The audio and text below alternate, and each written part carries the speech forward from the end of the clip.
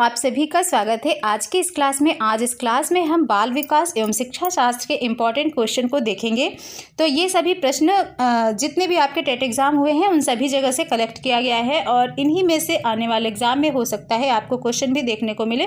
तो प्लीज़ आप वीडियो को पूरा ज़रूर देखिएगा, रिविज़न कीजिएगा एग्ज़ाम में जाने से पहले और अपने दोस्तों के पास भी इस वीडियो को ज़्यादा से ज़्यादा लोगों तक शेयर कीजिएगा। इतनी हेल्प तो आप कर ही सकते हैं कि इस वीडियो को ज़्यादा से ज़्यादा लोगों में पहुँचाइए और वीडियो अच्छा लगे तो लाइक कीजिए, कमेंट बॉक्स में कमेंट कीजिए। इसके पहले भी चैनल पे कुछ वीडियो दिए गए हैं तो उनको भी आप ज़रूर देखिएगा, आपको निश्चित ही एग्ज़ाम में उससे हेल्प मिलेगी। तो चैनल को सब्सक्राइब कर लीजिए, बेल आइकन को प्रेस कर लीजिए और चलिए शुरू करते हैं आज का ये वीडियो। तो लेते हैं पहला क्वेश्चन क्या कह रहा है। पियाजे के अनुसार निम्नलिखित में से कौन सी अवस्था है जिसमें बच्चा अमूर्त संकल्पनाओं के विषय में तार्किक चिंतन प्रारंभ करता है। तो आप जानते होंगे कि अमूर्त संकल्पनाओं के विषय में अगर बात की जाए तो हम औपचारिक संक्रियात्मक अवस्था को देखेंगे, क्योंकि औपचारिक संक्रियात्मक अवस्था में ही बच्चा अमूर्त संकल्पनाओं के साथ तार्किक चिंतन भी प्रारंभ करता है। तो यहाँ पे बिल्कुल आपका राइट आंसर ऑप्शन बी हो जाएगा, औपचारिक संक्रियात्मक अवस्था यानी कि फॉर्मल ऑपरेशनल स्टेज, जो कि आपकी 11 वर्ष से ऊपर की होती है। तो आप आंसर को ध्यान रखेंगे, औपचारिक संक्रियात्मक अवस्था। गलत नहीं होना चाहिए एग्जाम में, एक एक क्वेश्चन आपके लिए बहुत इंपॉर्टेंट है। तो चलिए नेक्स्ट क्वेश्चन देखते हैं। क्वेश्चन नंबर 2 है, बच्चों में बौद्धिक विकास यानी कि इंटेलेक्चुअल डेवलपमेंट की 4 विशिष्ट अवस्थाओं की पहचान किसके द्वारा की गई। तो आप जानते होंगे कि जीन पियाजे के द्वारा ये पहचान की गई, यानी कि बौद्धिक विकास के 4 विशिष्ट अवस्थाओं की पहचान किसके द्वारा की गई, जीन पियाजे के द्वारा। राइट आंसर आपका ऑप्शन डी हो जाता है। और ये वीडियो आपके रिवीजन की दृष्टि से बनाया गया है, तो आप सभी क्वेश्चन को रिवाइज कीजिए, बहुत सारे प्रश्न इसमें आपको मिलेंगे। नेक्स्ट क्वेश्चन देखते हैं। क्वेश्चन नंबर 3 है, विकास कभी ना समाप्त होने वाली प्रक्रिया है, यह विचार किससे संबंधित होता है। तो आप जानते हैं कि निरंतरता का जो सिद्धांत होता है ये कहता है कि विकास कभी ना समाप्त होने वाली प्रक्रिया है। तो यहाँ पे राइट आंसर आपका ऑप्शन बी हो जाएगा, सीधा निरंतरता का सिद्धांत। ठीक है, बाकी ऑप्शन नहीं देखेंगे, उसमें आपका टाइम थोड़ा वेस्ट होगा और यहाँ पर हम सीधा रिवीजन के दृष्टि से इस वीडियो को देखेंगे। तो विकास कभी ना समाप्त होने वाली प्रक्रिया है, यह विचार किससे संबंधित होता है, निरंतरता का सिद्धांत, प्रिंसिपल ऑफ कंटिन्यूटी। ठीक है, नेक्स्ट क्वेश्चन देख लेते हैं। अगला क्वेश्चन भी यही रिपीट हुआ है, तो हम आगे बढ़ते हैं। क्वेश्चन नंबर 4 को देखते हैं। प्राथमिक स्तर पर एक शिक्षक में निम्न में से किसे सबसे महत्वपूर्ण विशेषता माना जाता है। एक शिक्षक के लिए सबसे आवश्यक क्या होता है, तो धैर्य और दृढ़ता। राइट आंसर आपका ऑप्शन बी हो जाएगा, धैर्य और दृढ़ता। नेक्स्ट क्वेश्चन देखते हैं। क्वेश्चन नंबर 5, निम्न में से कौन सा शिक्षार्थियों में सृजनात्मकता यानी क्रिएटिविटी का पोषण करता है। ठीक है, क्वेश्चन नंबर 5 कह रहा है कि कौन सा शिक्षार्थियों में सृजनात्मकता क्रिएटिविटी का पोषण करता है। तो यहाँ पे जो आपका आंसर राइट होगा ऑप्शन बी, प्रत्येक शिक्षार्थी की अंतर्जात प्रतिभाओं का पोषण करना एवं प्रश्न करने के अवसर उपलब्ध कराना। तो आप ऑप्शन बी के साथ जाएंगे, बिल्कुल राइट है।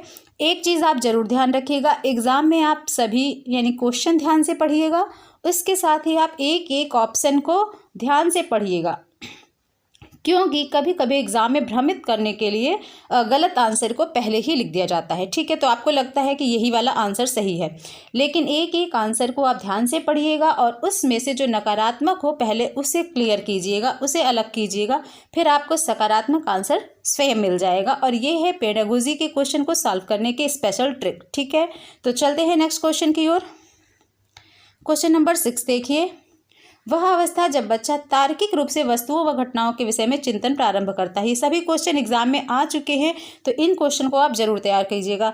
वह अवस्था जब बच्चा जो है तार्किक रूप से वस्तुओं व घटनाओं के विषय में चिंतन करता है, वह कौन सी अवस्था होती है। तो बिल्कुल आपकी मूर्त संक्रियात्मक जो अवस्था होती है, कॉन्क्रीट ऑपरेशनल स्टेज। ठीक है, तो राइट आंसर ऑप्शन डी, मूर्त संक्रियात्मक अवस्था में बच्चा तार्किक वस्तुओं को घटनाओं के विषय में चिंतन करता है। नेक्स्ट क्वेश्चन लेते हैं। क्वेश्चन नंबर 7, निम्नलिखित में से किस अवस्था में बच्चे अपने समवयस्क समूह यानी कि पीयर ग्रुप, ठीक है, पीयर ग्रुप के सक्रिय सदस्य हो जाते हैं।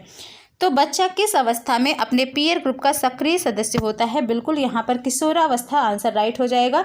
एडोलसेंस में बच्चा जो होता है अपने पीयर ग्रुप का यानी कि समवयस्क समूह का सक्रिय सदस्य हो जाता है। राइट आंसर ए, किशोरावस्था। नेक्स्ट क्वेश्चन लेते हैं। क्वेश्चन नंबर 9, बच्चों में संज्ञानात्मक विकास कॉग्निटिव डेवलपमेंट को सबसे अच्छे तरीके से कहाँ परिभाषित किया जा सकता है? तो खेल के मैदान में, विद्यालय एवं कक्षा में, गृह में, ऑडिटोरियम में, सभी जगह परिभाषित किया जा सकता है। लेकिन यहाँ पे आपको सबसे करेक्ट आंसर बताना है। तो जो सबसे अच्छा आंसर है यानी कि सबसे अच्छे तरीके से विद्यालय एवं कक्षा में हम बच्चे को परिभाषित कर सकते हैं संज्ञानात्मक विकास में। ठीक है, तो राइट आंसर आपका ऑप्शन बी हो जाएगा, विद्यालय एवं कक्षा में। नेक्स्ट क्वेश्चन देखते हैं, क्वेश्चन नंबर 10। निम्न में से कौन पियाजे के अनुसार बौद्धिक विकास इंटेलेक्चुअल डेवलपमेंट का निर्धारक तत्व नहीं है? तो यहाँ पे आप ध्यान दीजिएगा, क्वेश्चन पर नहीं पूछा जा रहा है। ठीक है, क्वेश्चन नंबर 10 लेते हैं। तो 10 का आंसर आप लोग कमेंट बॉक्स में बताइए। निम्न में से कौन पियाजे के अनुसार बौद्धिक विकास का निर्धारक तत्व नहीं है? तो यहाँ पर सामाजिक संचरण, अनुभव, संतुलीकरण, इनमें से कोई नहीं। तो आपका राइट आंसर हो जाएगा ऑप्शन ए, सामाजिक संचरण। ठीक है, राइट आंसर ए, सामाजिक संचरण। नेक्स्ट क्वेश्चन देखते हैं, क्वेश्चन नंबर 12। विकास के संदर्भ में निम्न में से कौन सा कथन सत्य नहीं है? विकास की प्रत्येक अवस्था अपने खतरे हैं। ठीक है, विकास उकसाने बढ़ावा देने से नहीं होता है, विकास सांस्कृतिक परिवर्तनों से प्रभावित होता है, या फिर ऑप्शन डी, विकास की प्रत्येक अवस्था की अपनी विशेषताएं होती हैं। तो यहाँ क्वेश्चन नंबर 12 का जो राइट आंसर होगा, ध्यान दीजिएगा, ऑप्शन बी, विकास उकसाने बढ़ावा देने से नहीं होता।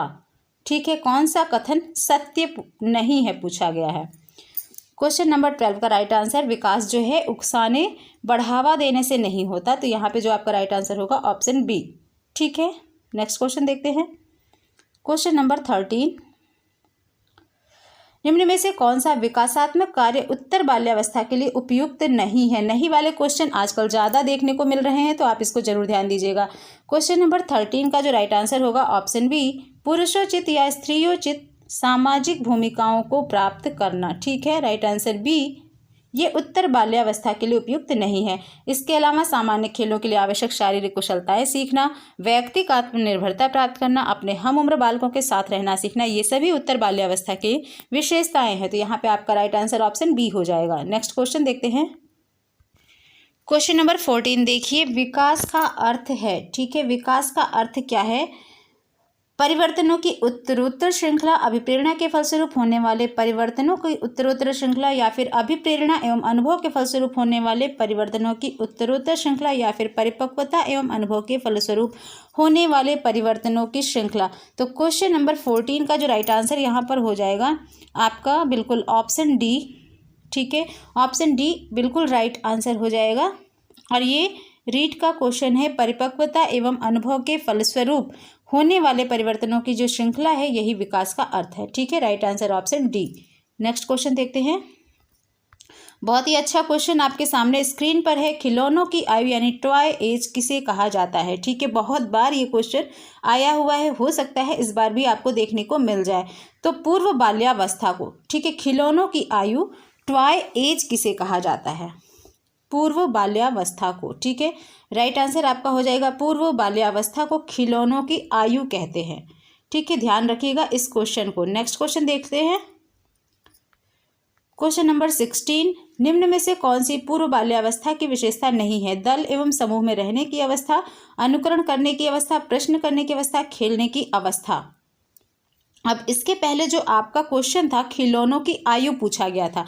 खेलने की अवस्था अगर बात की जाए तो उसको भी आप ध्यान रखिएगा। निम्न में से कौन सी पूर्व बाल्यावस्था की विशेषताएं नहीं है, यहाँ पर आपसे पूछा जा रहा है। तो क्वेश्चन नंबर 16 का जो राइट आंसर होगा, पूर्व बाल्यावस्था की जो विशेषता है वो खेलने की अवस्था नहीं है। ठीक है, खेलने की अवस्था आपकी जो हो जाएगी वो शैशवावस्था में चली जाएगी। ठीक है, खेलने की अवस्था जो आपकी है वो शैशवावस्था में होगी। यानी कि दल समूह में रहने की अवस्था आप कह सकते हैं पूर्व बाल्यावस्था को, अनुकरण करने की भी अवस्था कह सकते हैं और प्रश्न करने की भी अवस्था, लेकिन खेलने की अवस्था नहीं है। तो यहाँ पर नहीं ही पूछा जा रहा है, तो राइट आंसर आपका डी हो जाएगा। Next question, question number 17। उत्तर बाल्यावस्था में बालक भौतिक वस्तुओं के किस अनावश्यक तत्वों में परिवर्तन समझने लगते हैं? तो यहाँ पे आपका राइट आंसर ऑप्शन डी हो जाएगा, द्रव्यमान, संख्या और क्षेत्र। राइट आंसर आपका ऑप्शन डी हो जाएगा 17 का। नेक्स्ट क्वेश्चन हम देख लेते हैं, क्वेश्चन नंबर 18। व्यक्तित्व स्थायी समायोजन है, ठीक है, पर्यावरण के साथ, प्रकृति के साथ, जीवन के साथ, ये सभी। व्यक्तित्व जो होता है स्थायी समायोजन है, तो यहाँ पर जो आपका राइट आंसर होगा ऑप्शन डी बिल्कुल राइट हो जाएगा, यानी कि व्यक्तित्व पर्यावरण के साथ, प्रकृति के साथ, जीवन के साथ सभी स्थायी समायोजन है। ठीक है, right answer D. Next question, और ये सीजी टेट में पूछा गया प्रश्न है। नेक्स्ट क्वेश्चन हम लेते हैं, क्वेश्चन नंबर 19 देखते हैं। दूसरे वर्ष के अंत तक शिशु का शब्द भंडार हो जाता है। दोस्तों बहुत ही अच्छे क्वेश्चन है, तो आप वीडियो को भी लाइक कीजिए और इस क्वेश्चन को यानी कि इस वीडियो को ज़्यादा से ज़्यादा अपने सभी दोस्तों के साथ शेयर करें, जिससे सभी को लाभ मिले और इस वीडियो को बहुत यानी कि सभी के पास तक पहुँचा दें, इस वीडियो को जो भी यूपी टेट का एग्जाम देने जाएंगे। तो यहाँ पे क्वेश्चन नंबर 19 देखते हैं। दूसरे वर्ष के अंत तक शिशु का शब्द भंडार कितना हो जाता है? 19 का राइट आंसर आपका ऑप्शन ए हो जाता है 100 शब्द। ठीक है, ये भी सीजी टेट का क्वेश्चन है। नेक्स्ट क्वेश्चन हम देखते हैं, यहाँ पे सभी क्वेश्चन कलेक्ट किए गए हैं जो अब तक के एग्जाम में पूछे गए हैं। शर्म तथा गर्व यानी शेम एंड प्राउड जैसी भावना का विकास किस अवस्था में होता है? और हम बिल्कुल फास्ट चल रहे हैं, जिससे आपको रिवीजन में टाइम भी ना खराब हो और आपका रिवीजन अच्छे से हो जाए। शर्म तथा गर्व जैसी भावना का विकास किस अवस्था में होता है? 20 का राइट आंसर बिल्कुल ऑप्शन बी हो जाता है। बाल्यावस्था में जब बालक होता है तो बिल्कुल शर्म तथा गर्व जैसी भावना का विकास उसके अंदर हो चुका होता है। तो right answer option B. Next question देखते हैं, 21 नंबर देखिए। मैकडूगल के अनुसार मूल प्रवृत्ति जिज्ञासा बहुत पूछा जाता है। मैकडूगल के अनुसार मूल प्रवृत्ति जिज्ञासा यानी क्यूरियोसिटी का संबंध कौन से संवेग से है? तो 21 का राइट आंसर यहाँ आपका ऑप्शन सी हो जाएगा, आश्चर्य। ठीक है, आश्चर्य। नेक्स्ट क्वेश्चन देखते हैं, 22 देखिए।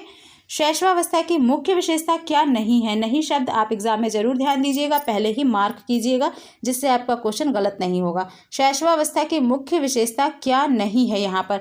तो देख लेते हैं ऑप्शन। सीखने की प्रक्रिया में तीव्रता, जिज्ञासा की प्रवृत्ति, चिंतन प्रक्रिया, अनुकरण द्वारा सीखने की प्रवृत्ति।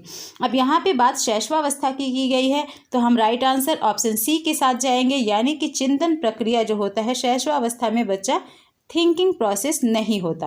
ठीक है, right answer C. Next question देख लेते हैं, 23। किस मनोवैज्ञानिक के अनुसार विकास एक सतत और धीमी प्रक्रिया है? जितने भी वैज्ञानिकों के कथन हैं, परिभाषाएं हैं इंपॉर्टेंट, उनको आप जरूर देख लीजिएगा, एक बार रिवीजन कर लीजिएगा। पिछले साल भी जो पेपर हुआ था उसमें इस तरह के प्रश्न ज़्यादा मिले थे, तो आप उसको जरूर देखिएगा। क्वेश्चन नंबर 23 देखिए। किस मनोवैज्ञानिक के अनुसार विकास एक सतत और धीमी प्रक्रिया है? तो ऐसा कौन से मनोवैज्ञानिक कहते हैं? Right answer option C, Skinner के अनुसार। ठीक है, विकास एक सतत और धीमी प्रक्रिया है, किसने कहा है? स्किनर ने। Right answer C. Next question, बाल्यावस्था अवस्था होती है। बाल्यावस्था कितने वर्ष तक की अवस्था को माना जाता है? तो यहाँ पे 12 वर्ष तक हम बाल्यावस्था को मानते हैं। राइट आंसर जो होगा ऑप्शन बी। नेक्स्ट क्वेश्चन देखते हैं, 25। व्यक्तित्व विकास की अवस्था है अधिगम एवं वृद्धि, उपचारात्मक अध्ययन, व्यक्तिवृत्त अध्ययन, इनमें से कोई नहीं। 25 का यहाँ पे कौन सा राइट आंसर होगा? तो 25 का जो राइट आंसर होगा ऑप्शन ए, व्यक्तित्व विकास की अवस्था है अधिगम एवं वृद्धि। नेक्स्ट क्वेश्चन देखते हैं, 26। विकास में वृद्धि से तात्पर्य है। विकास में वृद्धि से तात्पर्य है, तो राइट आंसर आपका ऑप्शन डी हो जाएगा, आकार, सोच, समझ, कौशलों में वृद्धि। Right answer D. Next question, परिपक्वता का संबंध है। परिपक्वता का संबंध किससे होता है? तो यहाँ पे 27 का राइट आंसर होगा ऑप्शन ए, विकास। ठीक है, नेक्स्ट क्वेश्चन देखते हैं, 28। तनाव और क्रोध यानी टेंशन एंड एंगर की अवस्था है। तनाव एवं क्रोध की अवस्था किसको कहा जाता है? इसका एक कथन भी आपका है, उसको आप जरूर देख लीजिएगा। तनाव एवं क्रोध की अवस्था है किशोरावस्था। Right answer option B. ठीक है, नेक्स्ट क्वेश्चन देखते हैं, बच्चों को रुचि बनाए रखने के लिए आप कौन सी विधि का चयन करेंगे? बच्चों को पढ़कर आने को कहेंगे, प्रश्न पूछेंगे, स्वयं गतिविधि करेंगे, बच्चों को बताएंगे, आप गतिविधि में बच्चों को शामिल करेंगे, बच्चों को स्वयं गतिविधि करने के लिए देंगे। इनमें से कौन सा आंसर बिल्कुल राइट होगा क्वेश्चन के अनुसार? तो बच्चों को रुचि बनाए रखने के लिए आप कौन सी विधि का चयन करेंगे?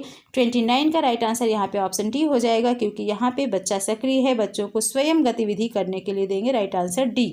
नेक्स्ट क्वेश्चन, 30 नंबर देखिए। एक बच्चे की मानसिक आयु, मेंटल एज 12 वर्ष एवं वास्तविक आयु जो है क्रोनोलॉजिकल एज 10 वर्ष है उसकी बुद्धि लब्धि क्या होगी, और IQ का जो सूत्र होता है वो क्या होता है, उसको आप कमेंट बॉक्स में बताइएगा। आपने निश्चित ही तैयारी कर ली होगी अब तक, क्योंकि आपका एग्जाम बहुत ही पास है। तो क्वेश्चन नंबर 30 का आंसर कीजिए। यहाँ पे राइट आंसर ऑप्शन सी होगा 120। ठीक है, IQ बराबर क्या होता है इसको आप कमेंट बॉक्स में बताइए। नेक्स्ट क्वेश्चन, शारीरिक विकास का क्षेत्र है, शारीरिक विकास का क्षेत्र क्या है, 31 का आंसर कीजिए। ठीक है, क्वेश्चन नंबर 31 का आंसर स्नायुमंडल, स्मृति, अभिप्रेरणा, समायोजन। तो यहाँ पे शारीरिक विकास का क्षेत्र क्या है, बिल्कुल स्नायुमंडल राइट आंसर होगा ऑप्शन ए। नेक्स्ट क्वेश्चन देखते हैं, मूल्यांकन किया जाना चाहिए। ठीक है, मूल्यांकन किया जाना चाहिए। मूल्यांकन से बच्चे पढ़ेंगे, इससे बच्चों की उपलब्धि का पता लगता है, बच्चों को सीखने के स्तर का ज्ञान होता है, शिक्षकों की उपलब्धि का पता लगता है। तो मूल्यांकन किस लिए करना आवश्यक होता है, 32 का राइट आंसर ऑप्शन सी होगा, बच्चों को सीखने के स्तर का ज्ञान होता है। ठीक है, right answer C. Next question, question number 33, शरीर के आकार में वृद्धि होती है क्योंकि शारीरिक और गत्यात्मक विकास, संवेगात्मक विकास, संज्ञानात्मक विकास, नैतिक विकास। शरीर के आकार में जो वृद्धि होती है तो वो क्यों होती है, 33 का राइट आंसर यहाँ पे आपका ऑप्शन ए हो जाएगा, शारीरिक और गत्यात्मक विकास, यानी फिजिकल एंड डायनेमिकल डेवलपमेंट। ठीक है, शारीरिक और गत्यात्मक विकास। नेक्स्ट क्वेश्चन देखते हैं, क्वेश्चन नंबर 34, मानसिक विकास को प्रभावित करने वाले कारक इनमें से कौन है, वंशानुक्रम, परिवार का वातावरण, परिवार की सामाजिक स्थिति, उपरोक्त सभी। तो यहाँ पे राइट आंसर क्या होगा, बिल्कुल यहाँ पे जो राइट आंसर होगा, मानसिक विकास को प्रभावित करने वाले ये सभी कारक हैं, तो उपरोक्त सभी के साथ हम जाएंगे। राइट आंसर ऑप्शन डी, 34 का right answer D. Next question, ठीक है, नेक्स्ट क्वेश्चन पे चलते हैं।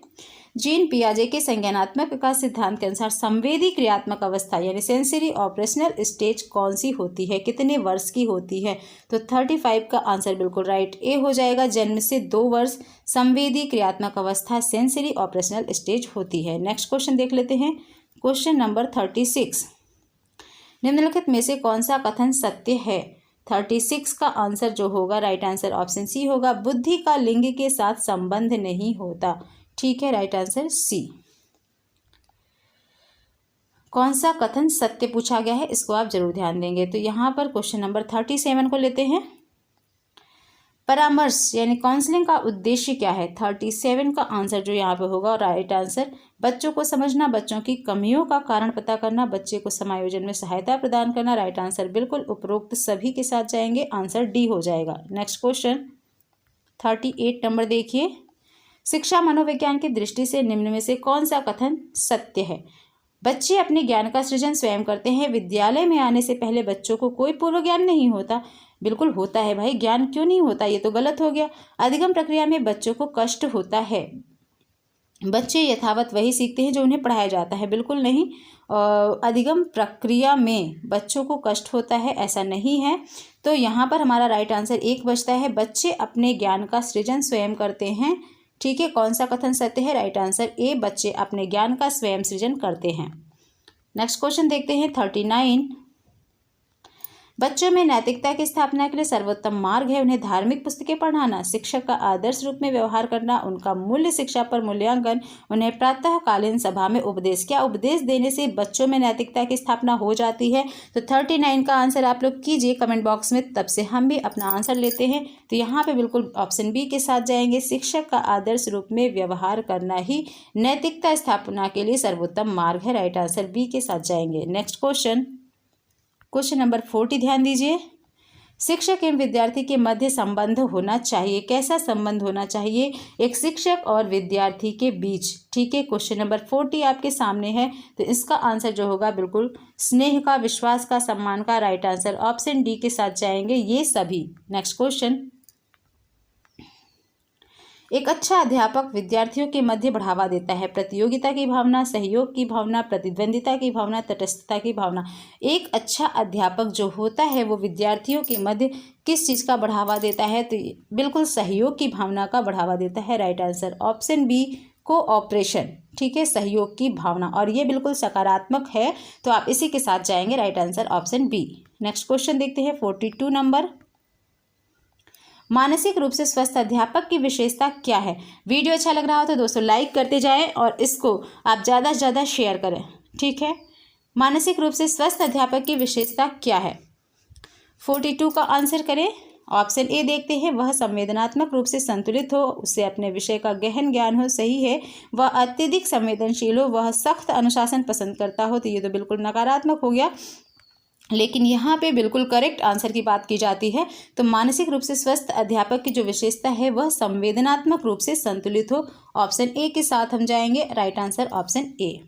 नेक्स्ट क्वेश्चन, शिक्षा का अति महत्वपूर्ण उद्देश्य है। क्वेश्चन नंबर 43 पे हम लोग आ चुके हैं और बहुत सारे प्रश्नों को करना है, तो आप वीडियो को ध्यान से देखें, बस सभी क्वेश्चन का रिवीजन जरूर करें। यही मेरा उद्देश्य है कि आप यूपी टेट में सफल हों और सरकारी नौकरी जो आप एक मन में इच्छा प्राप्त करते हैं तो उस इच्छा को आप प्राप्त भी कर लें।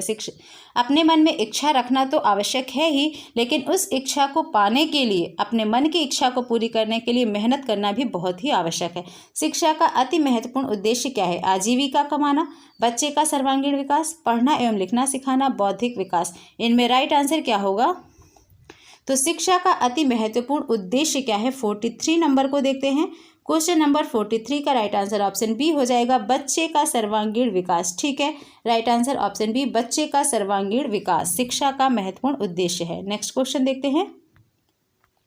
44, बच्चे की बुद्धि लब्धि 90 से 110 के मध्य है, तो वह क्या है। सामान्य बुद्धि है, प्रखर बुद्धि है, उत्कृष्ट बुद्धि है, या फिर वह प्रतिभाशाली है। तो आप सभी जानते होंगे कि 90 से 110 के मध्य अगर है, ठीक है, तो 90 से 110 के मध्य अगर है तो वह एक सामान्य बुद्धि का बालक है, यानी कि एवरेज इंटेलिजेंस है। Right answer option A. ठीक है, नेक्स्ट क्वेश्चन देखते हैं। 44 यानी कि 45 क्वेश्चन, 45वां क्वेश्चन आपके सामने है। सतत एवं व्यापक मूल्यांकन, ठीक है, कॉन्टिन्यूअस कॉम्प्रहेंशन एंड इवेल्युएशन में व्यापक मूल्यांकन शब्दावली का तात्पर्य क्या है। सभी विषयों का मूल्यांकन, सह शैक्षिक क्षेत्र का मूल्यांकन, शैक्षिक एवं सह शैक्षिक क्षेत्र का मूल्यांकन, या फिर शैक्षिक क्षेत्र का मूल्यांकन। 45 का आंसर आप लोग कमेंट बॉक्स में दीजिए। अपना वीडियो को आप पॉज करके आंसर जरूर अपने मन से कीजिएगा, जिससे आपका एक टेस्ट भी हो जाता है। तो 45 का यहाँ पे जो राइट आंसर होगा ऑप्शन सी हो जाएगा, शैक्षिक एवं सह शैक्षिक क्षेत्र का मूल्यांकन। व्यापक जो शब्द होता है इसका शब्दावली का तात्पर्य है शैक्षिक एवं सह शैक्षिक क्षेत्र का मूल्यांकन। राइट आंसर सी के साथ जाएंगे। नेक्स्ट क्वेश्चन देख लेते हैं। सभी क्वेश्चन, एक एक क्वेश्चन आपके टेट, सी टेट, जितने भी टेट एग्जाम है सभी के लिए बहुत ही इंपॉर्टेंट है। ये टॉपिक सभी जगह पूछा जाता है, बाल विकास और शिक्षा शास्त्र।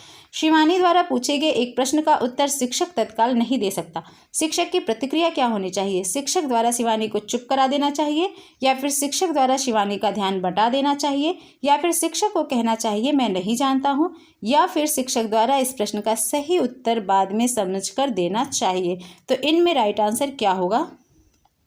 शिवानी द्वारा प्रश्न पूछने जाने पर एक शिक्षक जो होता है उत्तर जो है तत्काल नहीं दे सकता, तो शिक्षक की प्रतिक्रिया क्या होनी चाहिए। 46 का आंसर हम लोग देख रहे हैं, तो यहाँ पे बिल्कुल राइट आंसर ऑप्शन डी हो जाएगा कि शिक्षक के द्वारा इस प्रश्न का सही उत्तर बाद में समझकर देना चाहिए। Right answer D. Next question, बच्चों की जिज्ञासा क्यूरियोसिटी को शांत करनी चाहिए जब शिक्षक फुर्सत में हो, जब विद्यार्थी फुर्सत में हो, या फिर कुछ समय के पश्चात, या फिर तत्काल जब विद्यार्थी द्वारा जिज्ञासा की गई हो। तो यहाँ पर राइट आंसर क्या होगा दोस्तों। यहाँ पे जो राइट आंसर होगा तत्काल जब विद्यार्थी द्वारा जिज्ञासा उत्पन्न की जाए तभी उसकी क्यूरियोसिटी को शांत करना चाहिए। ठीक है, राइट आंसर डी के साथ जाएंगे। 47 का आंसर डी हो जाएगा। चलते हैं नेक्स्ट क्वेश्चन की ओर। 48 देखिए आपके स्क्रीन पर है क्वेश्चन नंबर 48। आप अनपढ़ यानी इलिटरेट माता पिता के बच्चों को अंग्रेजी सिखाना चाहते हैं। आप बच्चे से अंग्रेजी में बात करेंगे, आप बच्चों को अंग्रेजी में बोलने के लिए बाध्य करेंगे, या फिर आप बच्चे को मातृभाषा में बोलने से रोकेंगे, आप उसे मातृभाषा की सहायता से अंग्रेजी सिखाने का प्रयास करेंगे। इनमें राइट आंसर क्या होगा। क्वेश्चन नंबर 48, तो यहाँ पे राइट आंसर होगा ऑप्शन डी, आप उसे मातृभाषा की सहायता से अंग्रेजी सिखाने का प्रयास करेंगे। मातृभाषा से बच्चा परिचित होता है तो हम उसी की सहायता से अंग्रेजी सिखाने का प्रयास करेंगे किसी भी बच्चे को। ठीक है, right answer option D. Next question देखते हैं 49 नंबर। एक एक क्वेश्चन आपके लिए इम्पॉर्टेंट है। तो दोस्तों जो भी वीडियो को देखे, वीडियो को लाइक करें और साथ ही इसे अपने दोस्तों में शेयर करें। एक विद्यार्थी अगर वीडियो को 5 लोगों में शेयर करता है तो इससे बहुत ज़्यादा लाभ होता है लोगों को। तो आप ज़रूर शेयर करें और चैनल को भी सब्सक्राइब कर बेल के आइकन को भी प्रेस कर लें। 49 क्वेश्चन को देखिए। बाल मनोविज्ञान के आधार पर कौन सा कथन सर्वोत्तम है? ठीक है, ऊपर आई बटन में आपको और भी लिंक मिल जाएगी, उसको भी आप जरूर देखिएगा। बाल मनोविज्ञान के आधार पर कौन सा कथन सर्वोत्तम है? 49 क्वेश्चन को देखते हैं। सारे बच्चे एक जैसे होते हैं, कुछ बच्चे विशिष्ट होते हैं, प्रत्येक बच्चा विशिष्ट होता है या कुछ बच्चे एक जैसे होते हैं। तो यहाँ पर जो सकारात्मक आंसर मुझे दिख रहा है तो बिल्कुल ऑप्शन बी है कि प्रत्येक बच्चा विशिष्ट होता है। ठीक है, राइट आंसर बाल मनोविज्ञान कहती है कि प्रत्येक बच्चा विशिष्ट होता है, प्रत्येक बच्चे में कुछ ना कुछ विशिष्टता होती है। तो right answer option B. Next question देखते हैं। क्वेश्चन नंबर 50 आपके सामने है। बच्चों का मूल्यांकन होना चाहिए बोर्ड परीक्षा द्वारा, गृह परीक्षा द्वारा, सतत एवं व्यापक मूल्यांकन द्वारा या फिर लिखित एवं मौखिक परीक्षा द्वारा। राइट आंसर क्या होगा? तो क्वेश्चन नंबर 50 का आंसर यहाँ पे ऑप्शन बी राइट हो जाता है, सतत एवं व्यापक मूल्यांकन द्वारा। दोस्तों सभी क्वेश्चन को आप वीडियो को पॉज करके कीजिए और आप भी कमेंट बॉक्स में बताइए कितने क्वेश्चन आपके राइट जा रहे हैं। इससे आपको एक पॉजिटिव बल मिलेगा एग्जाम में क्वेश्चन को सॉल्व करने का। ठीक है, कि मेरी तैयारी इतनी बेहतर ढंग से हो चुकी है। तो सतत एवं व्यापक मूल्यांकन, ठीक है, बच्चों का मूल्यांकन कैसा होना चाहिए? सतत एवं व्यापक। Right answer option B. Next question देखते हैं। 51 क्वेश्चन पे आ गए हम लोग। बच्चों के लिए निःशुल्क एवं अनिवार्य शिक्षा का अधिकार अधिनियम कितने वर्ष के बच्चे के लिए लागू होता है? तो आप सभी जानते हैं कि 6 से 14 वर्ष के बच्चों के लिए। Right answer option A.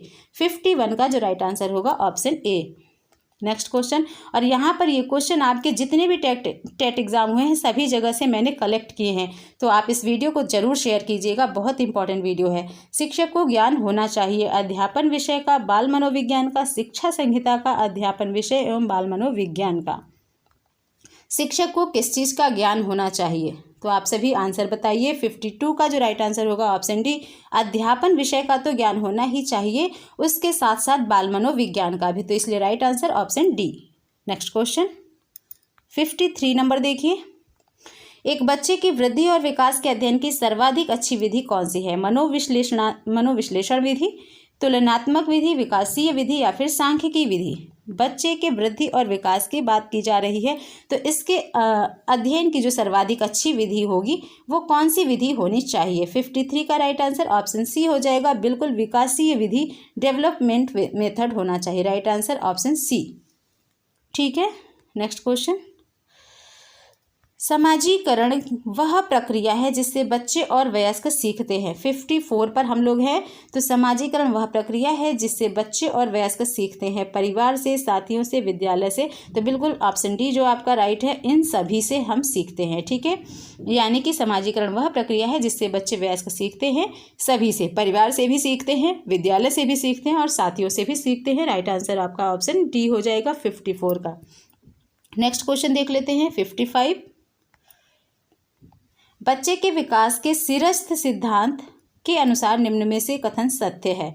कौन सा कथन सत्य है? विकास सिर से पैर की ओर होता है, विकास पैर से सिर की ओर होता है, विकास मध्य भाग से परिधि की ओर होता है या फिर उपरोक्त में से कोई नहीं। तो यहाँ पे आपका जो बिल्कुल राइट आंसर होगा, विकास सिर से पैर की ओर होता है। तो आप इसको ध्यान रखेंगे। राइट आंसर ऑप्शन ए, विकास जो होता है सिर से पैर की ओर होता है। Next question. मानव जाति में वे कौन से वैयक्तिक विभिन्नता के निर्धारक तत्व होते हैं जो मानव जाति की विविधता को बताते हैं? पर्यावरण का अंतर, आनुवांशिकता का अंतर, आनुवांशिकता व पर्यावरण की अंतरक्रिया, उपरोक्त में से कोई नहीं। एक क्वेश्चन आपको आनुवांशिकता और पर्यावरण का जरूर देखने को मिलेगा, इसको आप नोट डाउन कर लीजिएगा और इसको आप जरूर तैयार कीजिएगा। एक क्वेश्चन आपको निश्चित ही देखने को मिलेगा। ठीक है, तो यहाँ पे जो आपका राइट आंसर होगा ऑप्शन सी हो जाएगा, आनुवांशिकता और पर्यावरण की अंतरक्रिया। Right answer option C. Next question, question number 57 बहुत ही अच्छा क्वेश्चन है और इम्पॉर्टेंट क्वेश्चन है। एक एक क्वेश्चन बहुत ही इंपॉर्टेंट है, तो आप सभी क्वेश्चन को ध्यान दें। संक्षिप्त रूप से PSRN के जो कि विकास से संबंधित व्याख्या करता है, तो कौन सा आंसर राइट होगा? 57 का हम सीधा आंसर बता देते हैं आपको, ऑप्शन ए। ठीक है, समस्या हल, तार्किकता व आंकिक क्षमता, problem solving P, reasoning S, ठीक है, और न्यूमरेसी, ठीक है, PSRN, समस्या हल, तार्किकता व आंकिक क्षमता, ठीक है, प्रॉब्लम सॉल्विंग, रीजनिंग और numeracy. Right answer option A. Next question देखते हैं, क्वेश्चन नंबर 58, ध्यान दीजिएगा। वाइगोत्स्की ने बाल विकास के बारे में क्या कहा है? यह संस्कृति के आनुवंशिकी के कारण होता है, यह सामाजिक अंतर्क्रियाओं के कारण होता है, औपचारिक शिक्षा का उत्पाद है, या फिर यह समावेशन और समायोजन का परिणाम होता है। तो इसमें से राइट आंसर क्या होगा? आपसे भी अपना आंसर करिएगा। तो 58 का जो राइट आंसर होगा ऑप्शन बी होगा, क्योंकि वाइगोत्स्की जो है ये सामाजिक सांस्कृतिक सिद्धांत इन्होंने दिया है। तो राइट आंसर ऑप्शन बी, यह सामाजिक अंतर्क्रियाओं के कारण होता है। राइट आंसर ऑप्शन बी हो जाएगा आपका, ठीक है। नेक्स्ट क्वेश्चन 59 क्वेश्चन देखिए।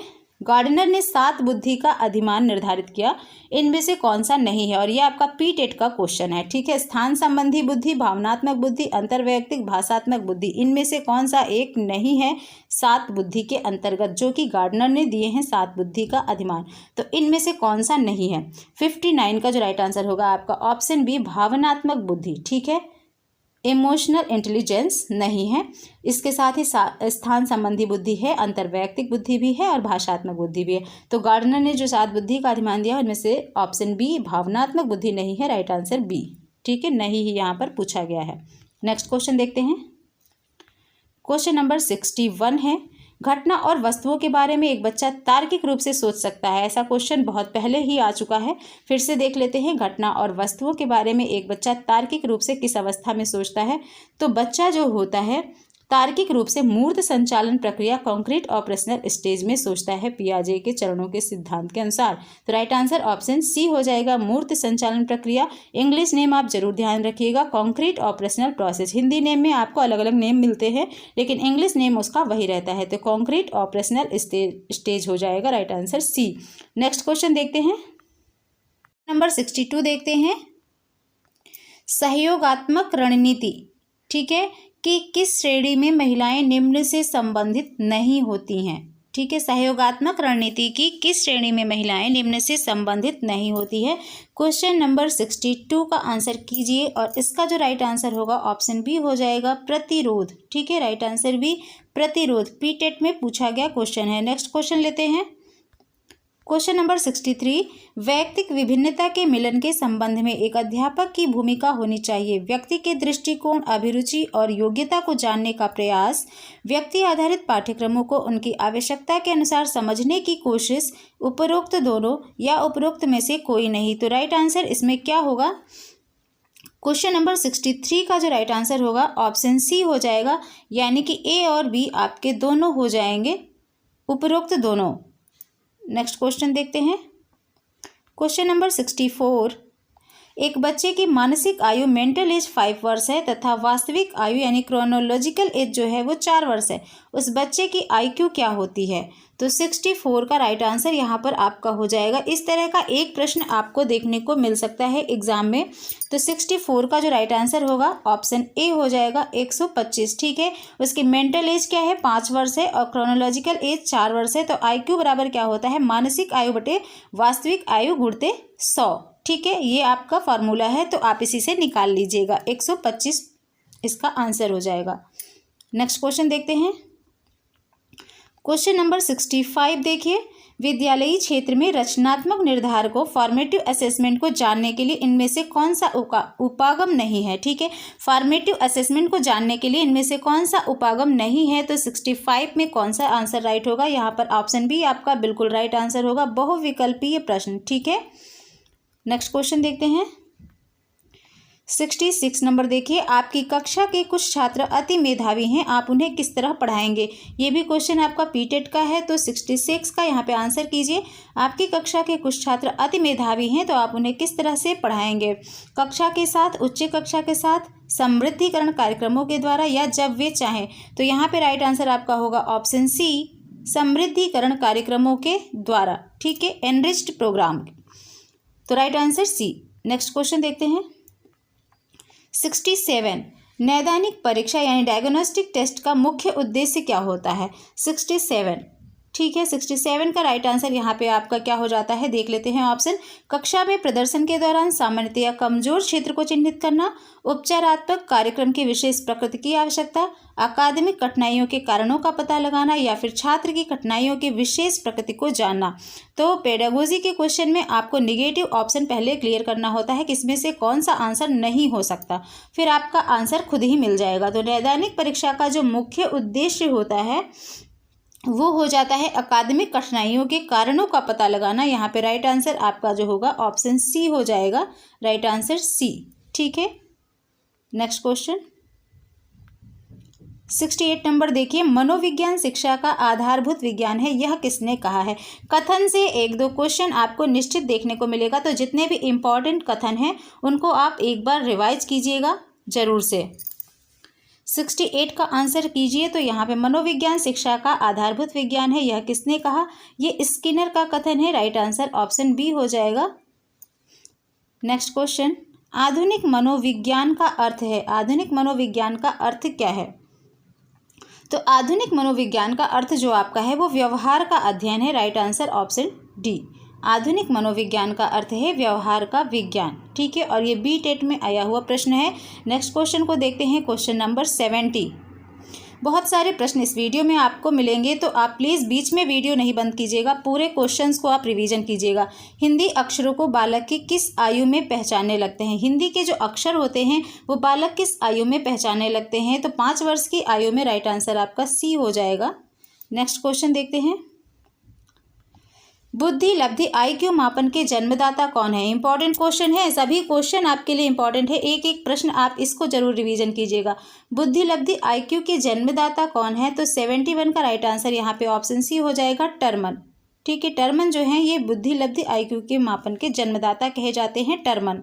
नेक्स्ट क्वेश्चन लेते हैं, पठन विकार लिखने से समस्या और यानी कि आप कह सकते हैं अधिगम अक्षमता से एक क्वेश्चन आपको देखने को जरूर मिलेगा। 72 क्वेश्चन देखिए, एलेकिया है, एलेकिया क्या है? तो एलेकिया जो होती है ये पढ़ने की अक्षमता होती है, राइट आंसर आपका ऑप्शन ए हो जाएगा। अगर लिखने की अक्षमता की बात करें तो डिस्ग्राफिया होती है, और अगर मैथ्स की बात करें तो डिस्कैलकुलिया होती है। इसी तरह से आप ध्यान दीजिएगा। तो पढ़ने की जो अक्षमता है वो एलेकिया। ठीक है, नेक्स्ट क्वेश्चन देखते हैं, क्वेश्चन नंबर 73, शिक्षा मनोविज्ञान की उत्पत्ति का वर्ष कौन सा माना जाता है? शिक्षा मनोविज्ञान की उत्पत्ति का वर्ष, तो यहाँ पे आपका राइट आंसर ऑप्शन डी हो जाएगा, 1900। ठीक है, नेक्स्ट क्वेश्चन देखते हैं, प्रमापीकृत परीक्षण क्यों कराए जाते हैं? 74 क्वेश्चन देखिए, प्रमापीकृत परीक्षण क्यों कराए जाते हैं? प्रतिभाशाली बालकों की पहचान के लिए प्रमापीकृत परीक्षण कराए जाते हैं, right answer B. Next question देखते हैं, नेक्स्ट क्वेश्चन, पियाजे की औपचारिक संक्रियात्मक अवस्था बालक की किस आयु अवधि तक मानी जाती है? ठीक है, 75 क्वेश्चन को आप ध्यान दीजिए। पियाजे की औपचारिक संक्रियात्मक अवस्था जो है ये बालक की कौन सी आयु होती है? तो राइट आंसर आपका ऑप्शन डी हो जाएगा, 11 से 15 वर्ष। ठीक है, नेक्स्ट क्वेश्चन, चारों अवस्थाओं को आप अच्छे से पढ़ लीजिएगा, उससे रिलेटेड प्रश्न आपको 4 से 5 क्वेश्चन मिल सकते हैं। तो 76 नंबर देखते हैं, जड़ बुद्धि वाले बालक का IQ बुद्धलब्धि कितनी होगी? जड़ बुद्धि वाले बालक की IQ कितनी होगी?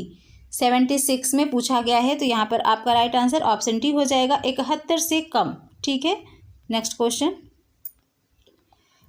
गर्भ में बालक को विकसित होने में कितने दिन लगते हैं? तो 280 दिन, राइट आंसर ऑप्शन बी हो जाएगा। ठीक है, 77 का जो आंसर होगा, गर्भ में बालक को विकसित होने में कितने दिन लगते हैं? 280 दिन। नेक्स्ट क्वेश्चन देखते हैं, सभी क्वेश्चन इंपॉर्टेंट है, ध्यान दीजिएगा। नवजात शिशु का भार होता है 7 पाउंड, राइट आंसर बी। नवजात शिशु का भार कितना होता है? तो 7 पाउंड, आप ध्यान दीजिएगा। नेक्स्ट क्वेश्चन देखते हैं, 79 नंबर देखिए, बुद्धि के बहुकारक सिद्धांत के प्रतिपादक कौन है? बुद्धि के बहुकारक सिद्धांत के प्रतिपादक कौन है? तो बुद्धि का जो बहुकारक सिद्धांत दिया था वो किसने दिया था? बुद्धि के बहुकारक सिद्धांत के जो प्रतिपादक हैं, तो राइट आंसर आपका ऑप्शन सी हो जाएगा, थॉर्नडाइक। ठीक है, नेक्स्ट क्वेश्चन देखते हैं, क्वेश्चन नंबर 80, उपनयन संस्कार किस शिक्षा काल में किया जाता था? उपनयन संस्कार। ठीक है, क्वेश्चन नंबर 80 ध्यान दीजिए, उपनयन संस्कार किस शिक्षा काल में किया जाता था? तो ये आपका राइट आंसर ए हो जाएगा, वैदिक काल में किया जाता था उपनयन संस्कार। नेक्स्ट क्वेश्चन देखिए, क्वेश्चन नंबर 81।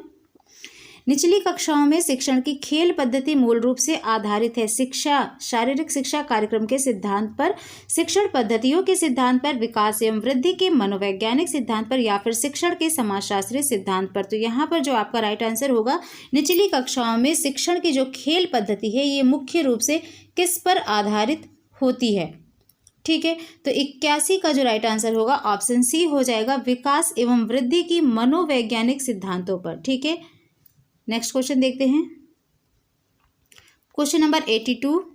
सामान्य परिपक्व नॉर्मल मैच्योरेशन से पहले प्रशिक्षित करना प्रायः सामान्य कौशलों के निष्पादन के संदर्भ में बहुत लाभकारी होता है, या फिर कुल मिलाकर हानिकारक होता है, दीर्घकालिक दृष्टि से लाभकारी होता है, या फिर लाभकारी हो या हानिकारक, यह इस बात पर निर्भर करता है कि प्रशिक्षण में किस प्रकार की विधि का प्रयोग किया गया है। तो 82 का आंसर यहाँ पर क्या होगा? यहाँ पर 82 का जो राइट आंसर होगा ऑप्शन डी हो जाएगा, सामान्य परिपक्वन जो होता है इससे पहले प्रशिक्षित करना प्रायः लाभकारी हो या हानिकारक, लेकिन यह इस बात पर निर्भर करता है कि प्रशिक्षण में किस प्रकार की विधि का प्रयोग किया गया है। तो राइट आंसर डी के साथ जाएंगे। नेक्स्ट क्वेश्चन देखते हैं, क्वेश्चन नंबर 83। बच्चों की सीखने की प्रक्रिया में माता पिता को कैसी भूमिका निभानी चाहिए माता पिता को? तो 83 में जो यहाँ पे आंसर बी है आपका, अग्रोन्मुखी यानी कि प्रोटेक्टिव। ठीक है, अग्रोन्मुखी भूमिका निभानी चाहिए माता पिता को। नेक्स्ट क्वेश्चन देखते हैं, वह कौन सा स्थान है जहां बच्चे के संज्ञानात्मक विकास को सबसे बेहतर तरीके से परिभाषित किया जा सकता है? ये क्वेश्चन पहले भी रिपीट हो चुका है, क्योंकि ये अलग अलग टेट एग्जाम में आए हुए प्रश्न हमने लिए हैं। तो ये सी टेट में पूछा गया था और इसी तरह से और भी टेट एग्जाम में पूछा जाता है। तो वह कौन सा स्थान है जहाँ बच्चे के संज्ञानात्मक विकास को सबसे बेहतर तरीके से परिभाषित किया जा सकता है? तो आपका बिल्कुल जो विद्यालय एवं कक्षा का पर्यावरण होगा वहाँ पर आप बिल्कुल बच्चे के संज्ञानात्मक विकास को सबसे बेहतर तरीके से परिभाषित कर सकते हैं। तो 84 का जो राइट आंसर होगा, 84 का आंसर आप ध्यान दीजिएगा, बी ऑप्शन राइट है। नेक्स्ट क्वेश्चन, पृथक पृथक समझाती समूहों के व्यक्तियों के प्रति बच्चों की अभिवृत्ति साधारणतया होती है। तो यहाँ पे इसका राइट आंसर ऑप्शन ए हो जाएगा, उनके अभिभावकों की चित्र अभिवृत्ति पर। ठीक है, उनके अभिभावकों की अभिवृत्ति पर। 85 का आंसर ए। नेक्स्ट क्वेश्चन, मानव विकास किन दोनों के योगदान का परिणाम है? मानव विकास जो होता है किन दोनों के योगदान का परिणाम है? अभिभावक एवं अध्यापक का, सामाजिक एवं सांस्कृतिक कारकों का, वंशक्रम एवं वातावरण का, या इनमें से कोई नहीं? तो 86 का आंसर यहाँ पर होगा, वंशानुक्रम एवं वातावरण का योगदान का परिणाम होता है। ठीक है, मानव का विकास जो है वंशानुक्रम एवं वातावरण का गुणनफल होता है। तो right answer option C. Next question देखते हैं, 87। प्राथमिक विद्यालयों के बालकों के लिए निम्न में से किसे बेहतर मानते हैं? बिल्कुल पॉजिटिव सोच के साथ आप एग्जाम हॉल में क्वेश्चंस को सॉल्व करेंगे कि मेरी तैयारी तो बेहतर है, तो आप सभी क्वेश्चन को अच्छे से अटेम्प्ट कर पाएंगे। प्राथमिक विद्यालयों के बालकों के लिए निम्न में से किसे बेहतर मानते हैं? वीडियो अनुरूपण प्रदर्शन, स्वयं के द्वारा किया गया अनुभव, या ये सभी? तो 87 का जो राइट आंसर होगा ऑप्शन सी, स्वयं के द्वारा किया गया अनुभव सबसे बेहतर माना जाता है। स्वयं के द्वारा किया गया अनुभव, right answer C. Next question, question number 88। विद्यार्थियों के अच्छे मानसिक स्वास्थ्य को बेहतर बनाए रखने के लिए निम्न में से कौन सा तरीका अधिक महत्वपूर्ण है? सह शैक्षिक क्रियाओं का प्रावधान, अभिव्यक्ति की स्वतंत्रता, रुचियों की भिन्नता, अध्यापक की भूमिका एवं विद्यालयी वातावरण। तो 88 का आंसर जो होगा यहाँ पे राइट आंसर ऑप्शन डी होगा, अध्यापक की भूमिका एवं विद्यालयी वातावरण। ठीक है, नेक्स्ट क्वेश्चन 89 देखिए, निम्न में से कौन सा बच्चे की सामाजिक मनोवैज्ञानिक आवश्यकताओं के साथ संबंधित नहीं है? सामाजिक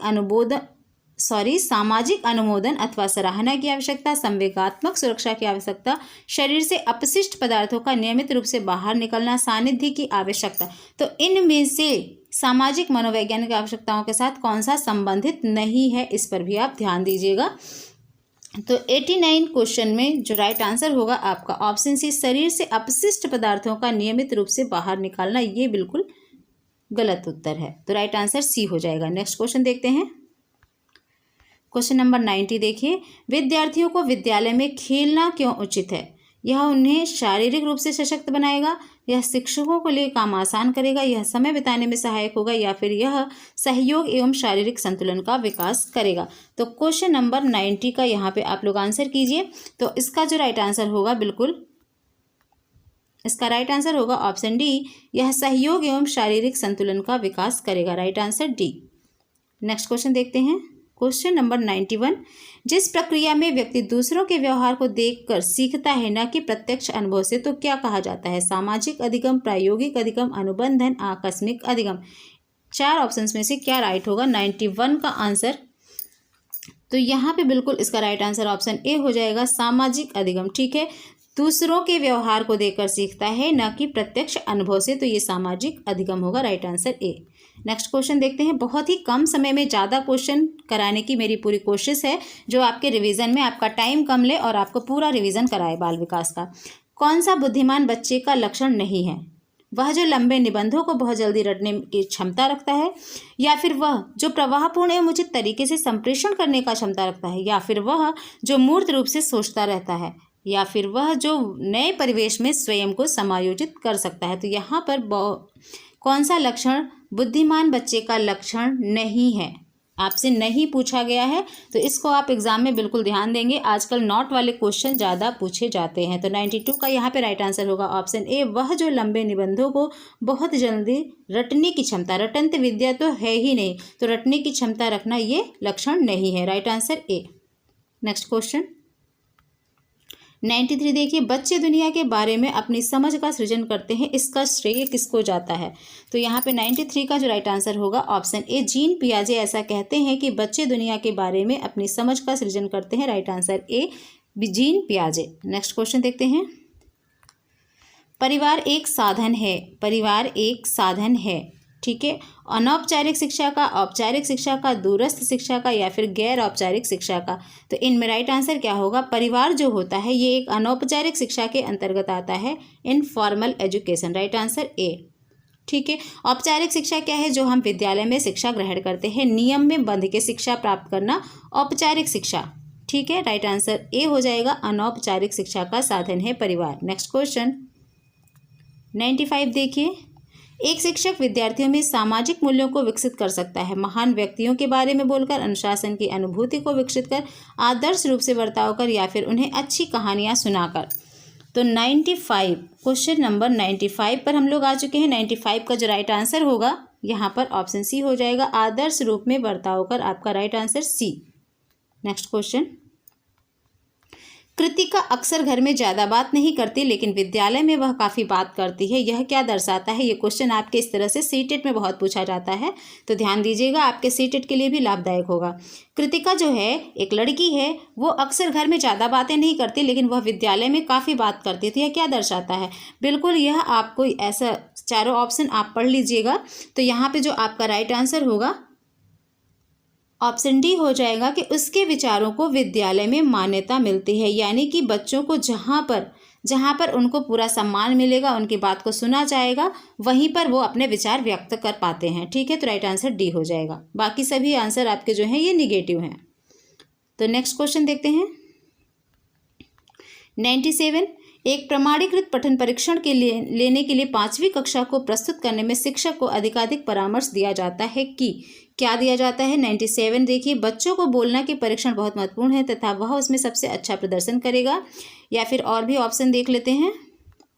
पूर्ववर्ती परीक्षा से प्रधान प्रश्नों को चिन्हित करना, छात्रों को उन्हें उत्तर देने की अनुमति देना, निम्न कोटि के पाठकों को प्रशिक्षण देना ताकि कक्षा के शेष बच्चे किसी भी तरीके से अच्छा करें, या फिर परीक्षण में आने वाले समान प्रकार के प्रश्नों के उत्तर देने के लिए अभ्यास कराना। तो इसमें जो आपका राइट आंसर हो जाएगा वो ऑप्शन डी हो जाएगा, परीक्षण में आने वाले समान प्रकार के प्रश्नों के लिए छात्रों को अभ्यास कराना। राइट आंसर डी हो जाएगा। ठीक है, ध्यान दीजिएगा। क्वेश्चन नंबर 98, कौन सा सिद्धांत व्यक्त करता है कि मानव मस्तिष्क एक बर्फ की बड़ी चट्टान के समान है, जो कि अधिकांशतः छिपी रहती है एवं उसमें चेतन के 3 स्तर हैं? चेतन के 3 स्तर हैं, तो इसको भी आप ध्यान दीजिएगा। क्वेश्चन नंबर 98 पे हम आए हैं, तो इसका जो राइट आंसर होगा ऑप्शन सी हो जाएगा, मनोविश्लेषणात्मक सिद्धांत। ठीक है, मनोविश्लेषणात्मक सिद्धांत। नेक्स्ट क्वेश्चन देखते हैं। क्वेश्चन नंबर 99 देखिए, मन का मानचित्र संबंधित है। मन का जो मानचित्र है ये किससे संबंधित है?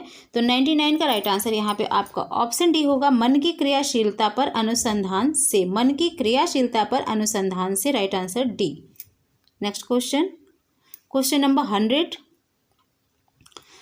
डैश को एक अभिप्रेरित शिक्षण का संकेतक माना जाता है। कक्षा में अधिकतम उपस्थिति, शिक्षक द्वारा किया गया उपचारात्मक कार्य, विद्यार्थियों द्वारा प्रश्न पूछना या कक्षा में एकदम खामोशी। तो इनमें से एक अभिप्रेरित शिक्षण का संकेतक किसे माना जाता है? तो क्वेश्चन नंबर 100 का जो राइट आंसर होगा ऑप्शन सी, विद्यार्थियों द्वारा प्रश्न पूछना। ये एक अभिप्रेरित शिक्षण का संकेत है, विद्यार्थियों द्वारा प्रश्न पूछना, right answer C. Next question 101 देखेंगे, अवधारणाओं का विकास, डेवलपमेंट ऑफ कॉन्सेप्ट्स मुख्य रूप से डैश का हिस्सा है। बौद्धिक विकास, सामाजिक विकास, शारीरिक विकास या फिर संवेगात्मक विकास। यहाँ पे अवधारणाओं के विकास की बात की गई है, तो 101 का जो राइट आंसर होगा ऑप्शन ए हो जाएगा, बौद्धिक विकास, right answer A. Next question, question number 102 देखिए, छोटे शिक्षार्थियों में निम्नलिखित में से कौन सा लक्षण पठन कठिनाई का नहीं है? पठन गति और प्रवाह, शब्दों और विचारों को समझने में कठिनाई, सुसंगत वर्तनी में कठिनाई, वर्ण एवं शब्द में कठिनाई। तो 102 का जो राइट आंसर होगा यहाँ पर ऑप्शन ए हो जाएगा, पठन गति और प्रवाह में कठिनाई। ठीक है, छोटे शिक्षार्थियों में कौन सा लक्षण पठन कठिनाई का नहीं है? तो पठन गति और प्रवाह में जो कठिनाई है ये नहीं है। ठीक है, शब्दों और विचारों को समझने में कठिनाई हो सकती है, सुसंगत वर्तनी में कठिनाई हो सकती है, वर्ण एवं शब्द पहचान में कठिनाई हो सकती है। तो राइट आंसर आपका ऑप्शन ए हो जाएगा। Next question, question number 103, Bharatiya Samaj की बहुभाषिक विशेषता डैश देखा जाना चाहिए। तो 103 का यहाँ पे जो आंसर होगा देख लेते हैं, विद्यालय जीवन को समृद्ध बनाने के संसाधन के रूप में देखा जाना चाहिए, या फिर विद्यार्थियों को सीखने के लिए अभिप्रेरित करने हेतु शिक्षक योग्यता की चुनौती के रूप में देखा जाना चाहिए, या फिर शिक्षार्थियों के लिए विद्यालयी जीवन को एक जटिल अनुभव के रूप में बनाने के एक कारक के रूप में देखा जाना चाहिए, या फिर शिक्षण अधिगम प्रक्रिया में बाधा के रूप में।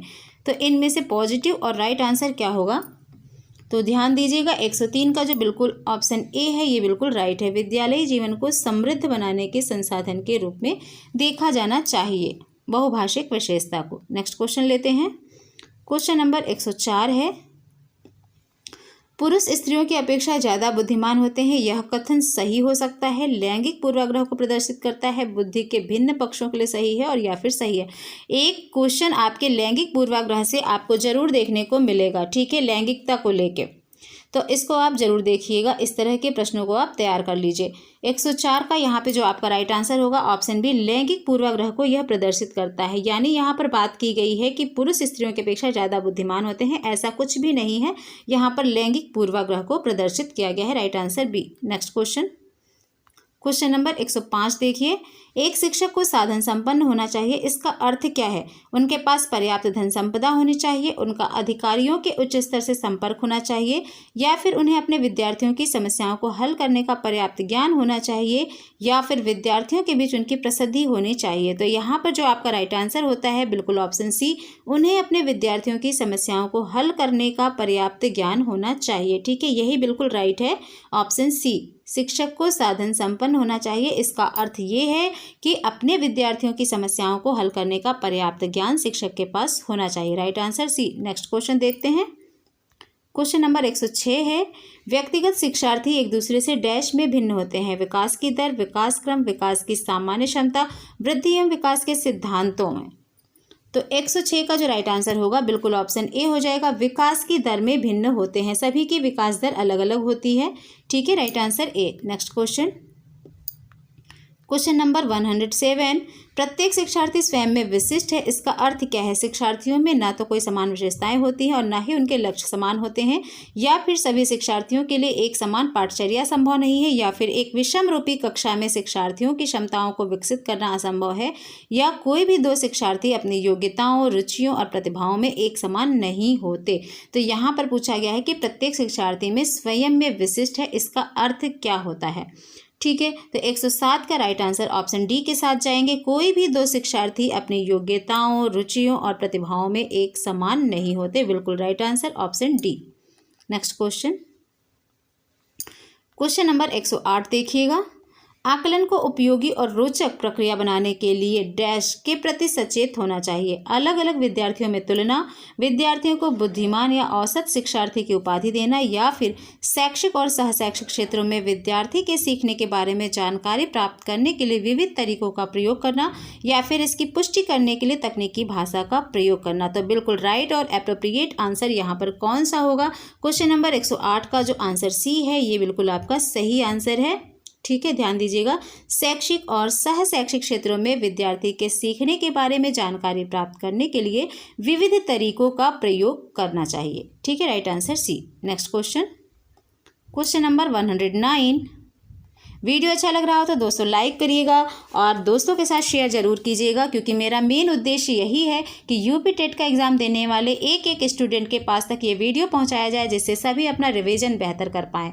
बच्चों का मूल्यांकन होना चाहिए किस तरह का? बोर्ड परीक्षा द्वारा, गृह परीक्षा द्वारा, सतत एवं व्यापक मूल्यांकन द्वारा, या फिर लिखित एवं मौखिक परीक्षा के द्वारा।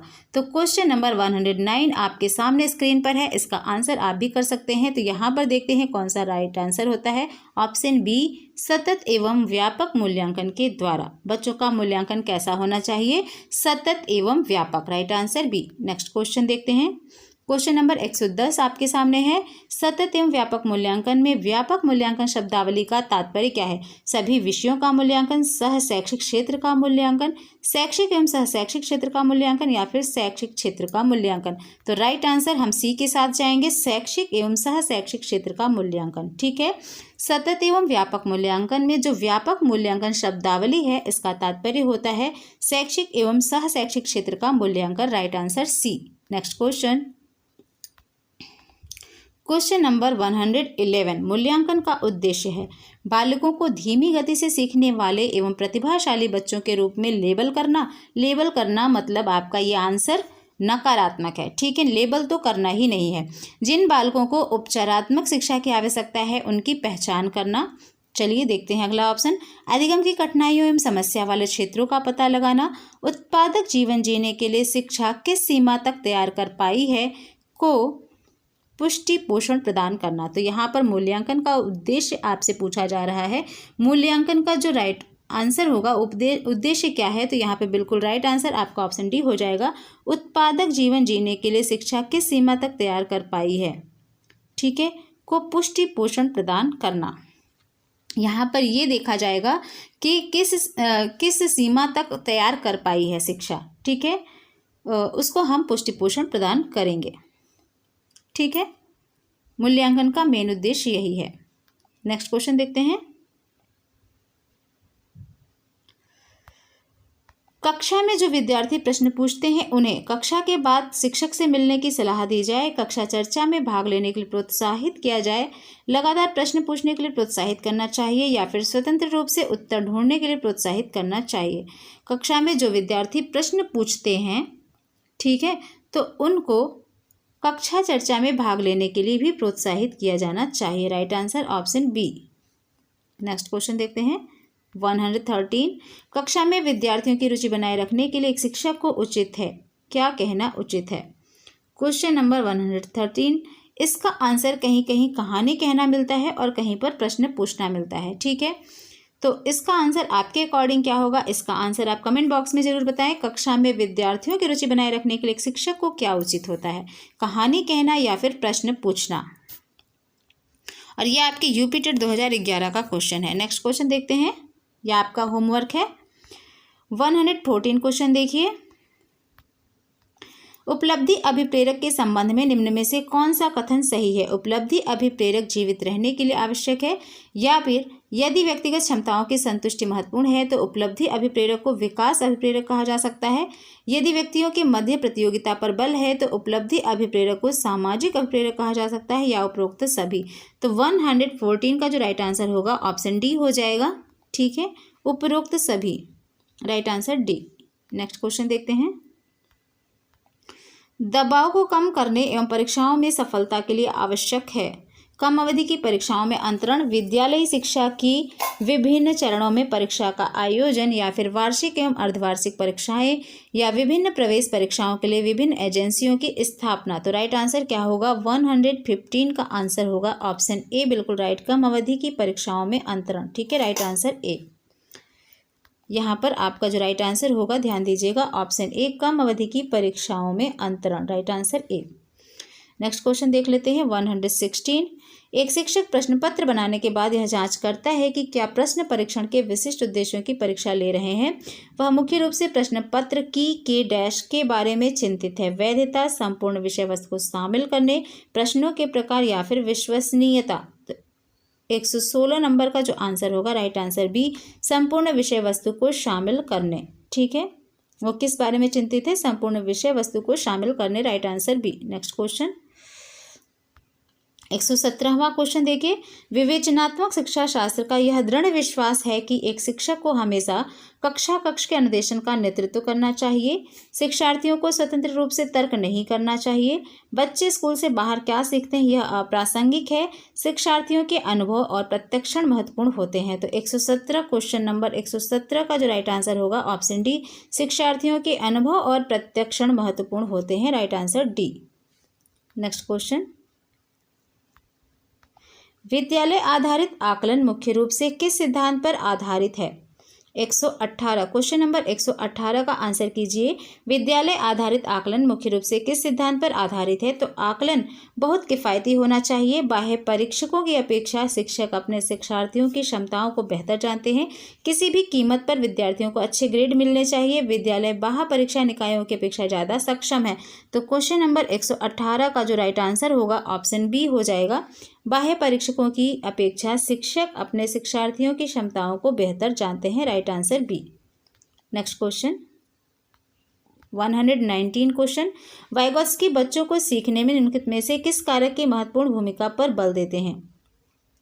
तो वाइगोत्स्की किस महत्वपूर्ण भूमिका पर बल देते हैं? इसका आंसर 119 का आंसर जो होगा, यहाँ पर बिल्कुल राइट आंसर ए हो जाएगा। सामाजिक सांस्कृतिक सिद्धांत वाइगोत्स्की का है, तो यहाँ पे राइट आंसर ए हो जाएगा, सामाजिक। नेक्स्ट क्वेश्चन नंबर 120 देखिए। एक शिक्षिका अपने आप से कभी भी प्रश्नों के उत्तर नहीं देती। वह अपने विद्यार्थियों को उत्तर देने के लिए समूह चर्चाएं, सहयोगात्मक अधिगम अपनाने के लिए प्रोत्साहित करती हैं। यह उपागम डैश के सिद्धांत पर आधारित है। तो यहाँ पर राइट आंसर क्या होगा? सक्रिय भागीदारता, या फिर अनुदेशनात्मक सामग्री के उचित संगठन, या फिर अच्छा उदाहरण प्रस्तुत करना, भूमिका प्रतिरूप यानी कि रोल मॉडल बनना, या फिर सीखने की तत्परता। तो 120 का जो यहाँ पे राइट आंसर होगा, ऑप्शन ए आपको बिल्कुल सकारात्मक आंसर है, यानी कि सक्रिय भागीदारिता, एक्टिव पार्टिसिपेशन। तो आज का ये क्वेश्चन यहीं पर कंप्लीट हुआ। और आज का वीडियो आपको कैसा लगा? वीडियो अच्छा लगा तो लाइक करें। यहाँ पर आपने 120 क्वेश्चन पूरे कंप्लीट किए।